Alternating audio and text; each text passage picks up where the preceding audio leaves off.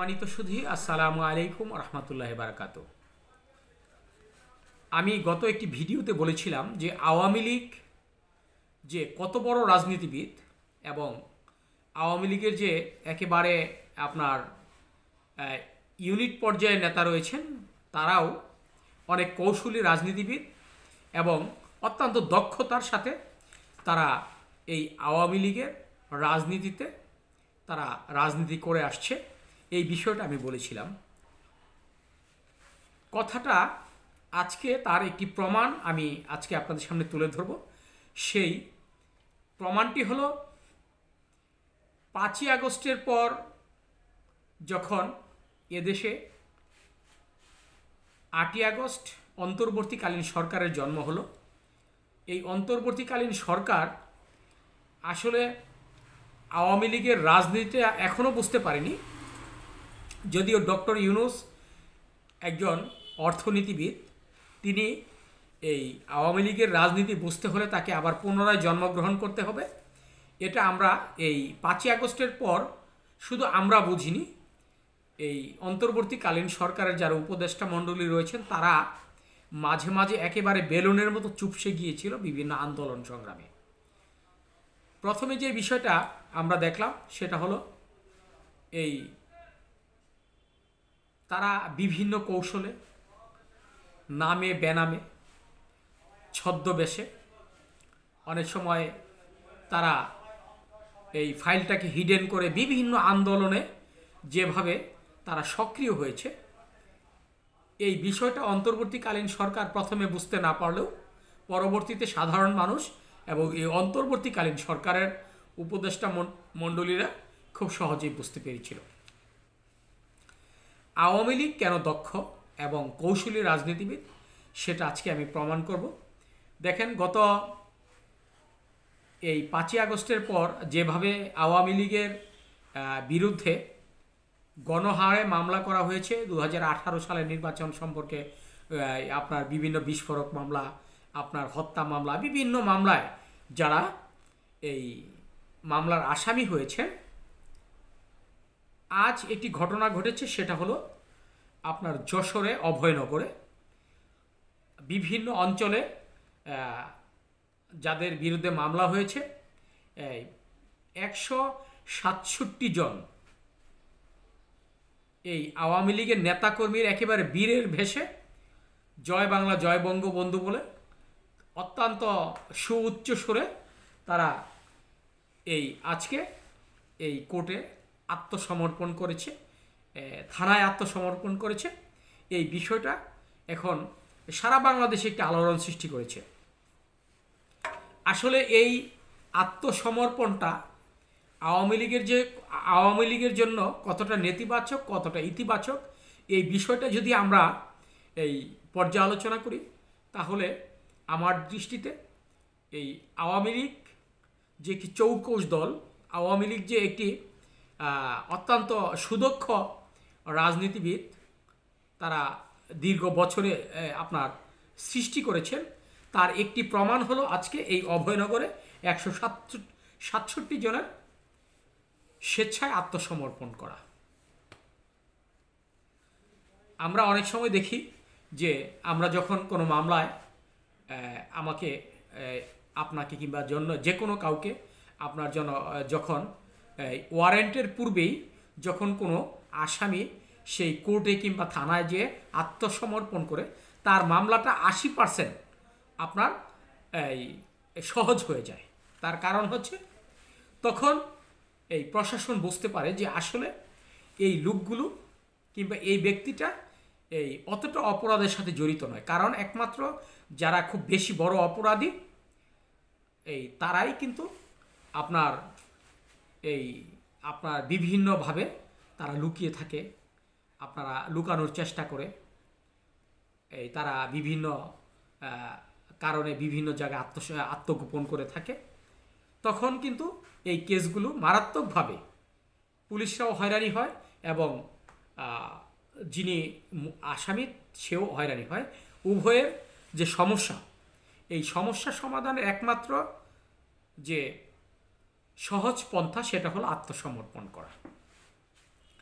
আজকে যশোরের অভয়নগরে 167 জন আত্মসমর্পণ করার যে কৌশল, সেটা একমাত্র আওয়ামী লীগেই আমার মনে হয় এটা শিক্ষা দিয়েছে এবং আজকের এই বিশ্বস্ততা অর্জন করেছে। আপনারা জানেন যে এই এই 67 জনের এই 167 জনকে কি হবে সেটা হলো পরের চিন্তা। তারা যে বুক ফুলিয়ে এবং জয় বাংলা জয় বঙ্গবন্ধু বলে যে আত্মসমর্পণ করেছে, এটা এই মিডিয়াতে সারা পৃথিবী দেখেছে। এটা দেখার কারণেই এখন এই মামলাগুলো ধীরে ধীরে ধীরে ধীরে আপনার দেখা যাবে তারা একসময় মুক্তি পেয়ে যাবে সাক্ষ্য প্রমাণের অভাবে, এবং দুর্বল কোনো আইনের ফাঁক দিয়ে তারা হয়তো বেরিয়ে যাবে। তখন কিন্তু এই নেতাগুলো একেবারে বুক ফুলিয়ে তারা বিভিন্ন জায়গায় আন্দোলন সংগ্রামে ঝাঁপিয়ে পড়বে। এটাই কিন্তু আমরা বর্তমানে এই আওয়ামী লীগের যে কৌশল, রাজনৈতিক যে কৌশলটা, সেটা আমরা দেখতে পাচ্ছি। মঞ্জুরুল আলম, জনাব মঞ্জুরুল আলম একজন রাজনৈতিক বিশ্লেষক, অত্যন্ত একজন গুণধর মানুষ। তিনি একটু আগে একটি আলোচনায় বলেছেন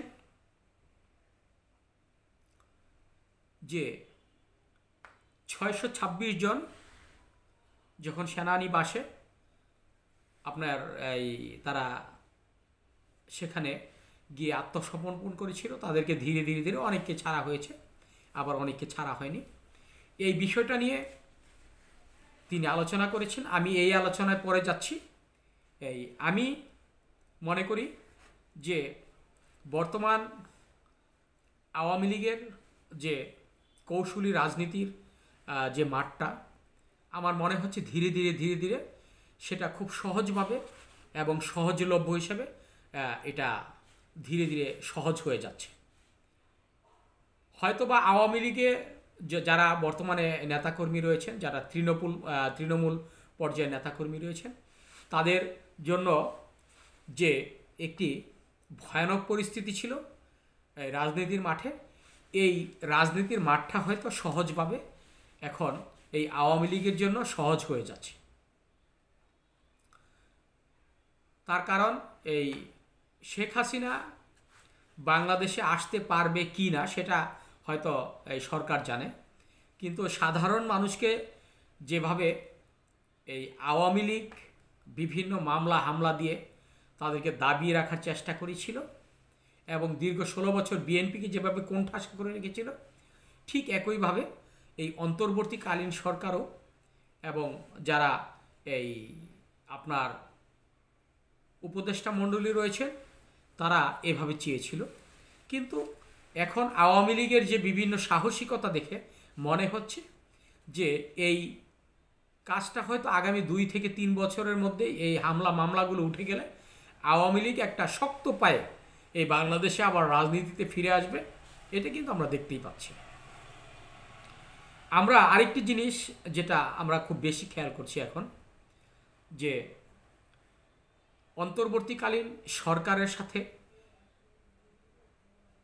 মাঝে মাঝেই আমাদের যে সমন্বয়করা রয়েছে বিভিন্ন বিতর্কে জড়িয়ে যাচ্ছে। কিছুদিন আগে এই আপনার হাসনাত আবদুল্লাহ এবং সার্জিস আলম একটি কথা বলেছেন যে সেনানিবাসে যে 626 জন কিভাবে তারা আশ্রয় নেওয়ার পর কিভাবে তারা পালিয়ে গেল, এই প্রশ্নটা যখন তুলেছে হাসনাত আবদুল্লাহ এবং সার্জিস আলম, এখন মনে হচ্ছে যে যদি এই সমন্বয়করা যদি নতুন একটি রাজনৈতিক দলের আত্মপ্রকাশ করে থাকে কিংবা করার জন্য যারা প্রস্তুতি নিচ্ছে, যদি সেই প্রস্তুতিটা সম্পূর্ণ হয়ে যায়, তারা আরও এই বিভিন্ন সাধারণ মানুষের সাথে, যেমন বিএনপি আছে, আওয়ামী লীগ আছে, জাতীয় পার্টি আছে, জামাত আছে, এই বড় বড় কয়েকটি রাজনৈতিক দলের সাথে কিন্তু তাদের একটা সংঘর্ষ খুব দ্রুতই বেঁধে যাবে। কারণ সেটা হচ্ছে একে অপরের একটা প্রতিদ্বন্দ্বী হয়ে যাচ্ছে এই অন্তর্বর্তীকালীন সরকারের যারা বর্তমানে এই বৈষম্য বিরোধী ছাত্র আন্দোলনের নেতা রয়েছে।